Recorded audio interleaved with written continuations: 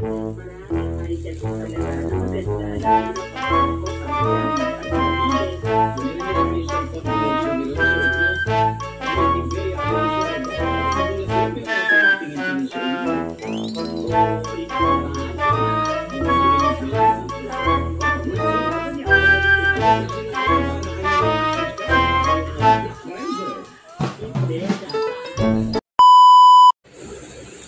friends, I'm Ramona Gamboa and welcome back to my YouTube channel. And for today's video, samahan niyo po ako mag-unpack ng aking package na binili na pinakamurang sabong panligo. No? Pinakamurang sabon na bleaching soap and kojic soap. So kung interesado po kayo sa topic po natin for today, please stay tuned at mag-i-start na po tayo after po ng aking intro.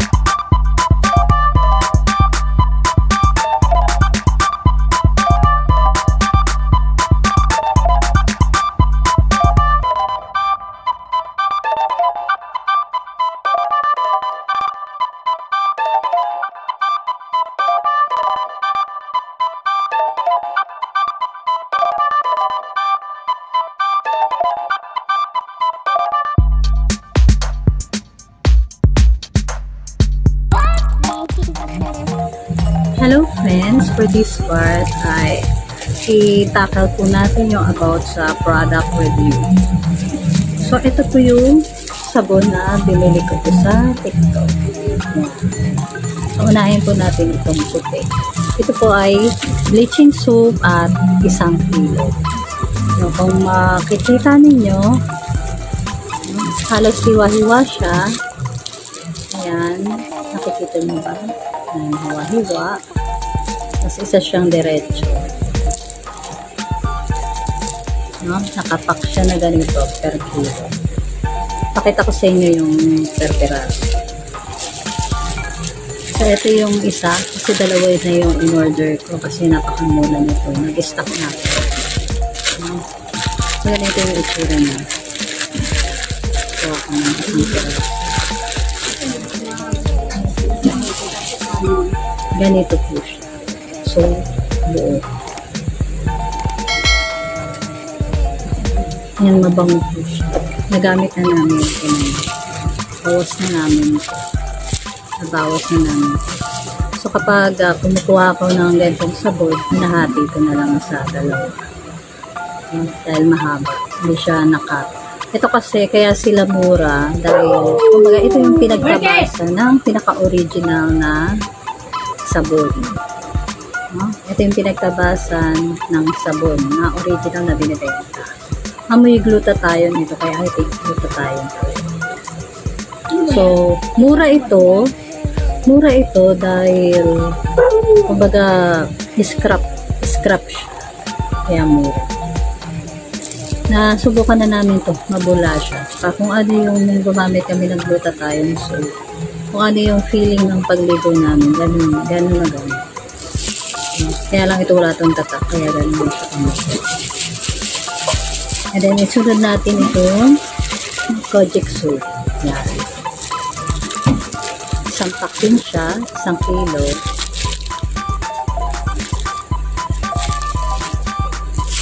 Papakita ko sa inyo yung permit. So, ito mas okay ito kasi hiwa-hiwa na siya. Ganito na siya ang pagkakahiwa niya.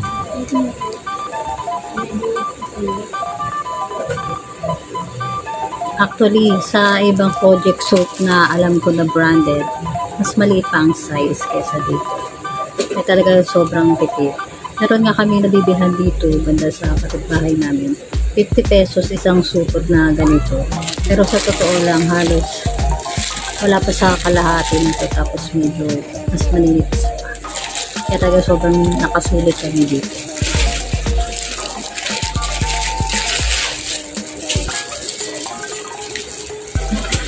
So, yan yung mga ganyang klase ng sabon.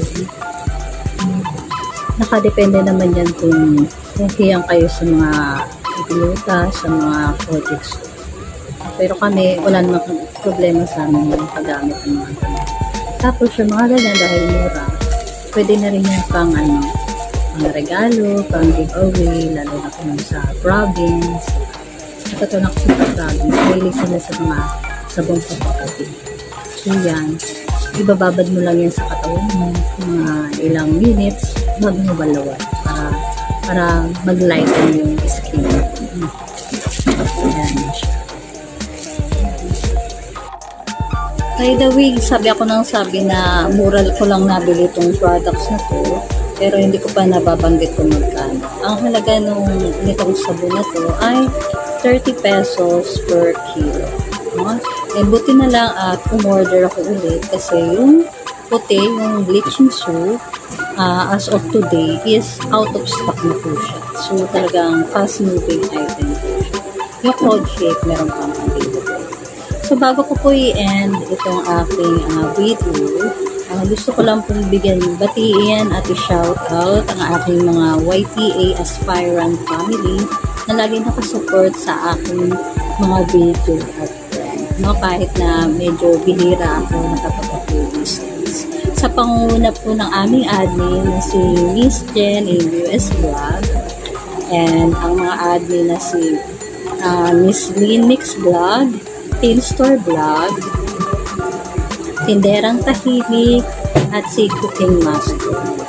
And then gusto ko rin pong i-shoutout yung mga nanood po yung nakaraang pong video. Ito po yung mga sumusunod. Si Hanely, Natial Mix Vlog, Iskasaris is Lorna, Lisa Caps Vlog, Try Vlogs Unlimited, Mary Buhay Probinsya, Mike Eat or Michael TV Vlog, 11J Channel, Santiago D, OFW, Helen Store Vlog, Mamshi Teen 12, Berlin Obiasaga, Animalogy or Simply Bingkat, and Tita Barla, Isang Linggong Pag-ibig, Jologs Mix Vlog, Ashi Yuki Vlog, Bromac Jen, Obajas Roshek, at si Rampage Motovlog. So thank you very much. And gusto ko rin mong pasalamatan si Brother Santiago D. OFW sa pagtibigay niya po sa akin ng blessings nung nakaraang premiere ko po. So thank you so much.